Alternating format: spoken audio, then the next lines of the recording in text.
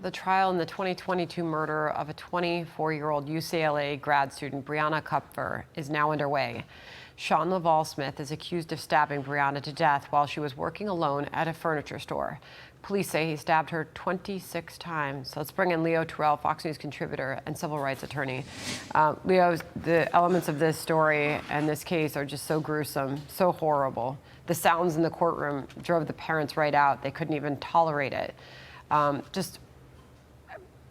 to get your thoughts on what the public should think about this happening. What should have happened, it should have never happened. This young girl should be alive today. What is the problem, Sandra? It is progressive criminal justice. This murderer, he's going to get convicted, has been on the loose for 15 years. Arrested, released, arrested, released, arrested, released. North Carolina, South Carolina, California. Assaulting an officer, misdemeanor crime, shooting a weapon into a vehicle where there was a young little boy. And now you have this situation. He was released by the district attorney office in LA regarding a misdemeanor possession of stolen property. Why is he on the streets? Because of progressive policy. George Gascon, George Soros, and guess who? The founder of progressive leadership in California, Kamala Harris. That is why this young lady is not alive today. You know what he's wearing right now? That monster is wearing a spit mask right now. That's not a COVID mask. That's a spit mask because of his outrageous conduct. And the defense attorney, Sandra, did not do an opening statement. Why? Let me be as clear as possible. 35 years of practicing law. That guy is going to be found guilty. Not even a question. He left a recording of his horrific crime at the scene. DNA, forensic evidence, it is a slam dunk case, but this goes much bigger. It is an indictment against progressive district attorney. And one last statement. The progressive want us to coexist, to live with criminals in our neighborhoods, in our schools, in our retail stores, in our hospitals. They want us to coexist. That doesn't make sense, Sandra. 6'2", 190-pound male. He basically walked up to that girl working alone in a furniture store, told her she never had a chance, turned on a video. The video recorded almost everything. I mean, the evidence against him, I mean, he left the bent knife there. But there's digital audio recordings, there's security camera images, and we just had a second ago up the number of mugshots dating back over the decades.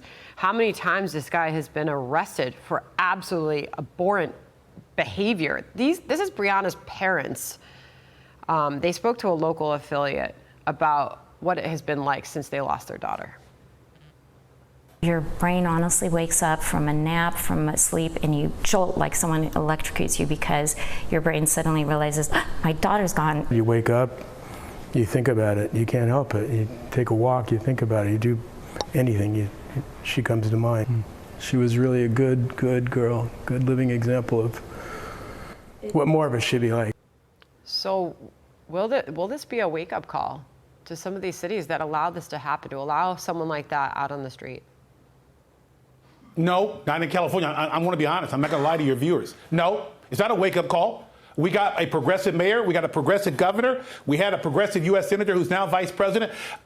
Progressive district attorneys currently exist in California and throughout the nation. We need a complete overhaul. And one other point about this monster was looking for a one-on-one situation. He was basically lying in wait, looking for a victim, and he found the victim. And more importantly, he not only showed his hatred towards this young girl, he had a hatred towards women. Yeah. He had a hatred towards women. He's a monster.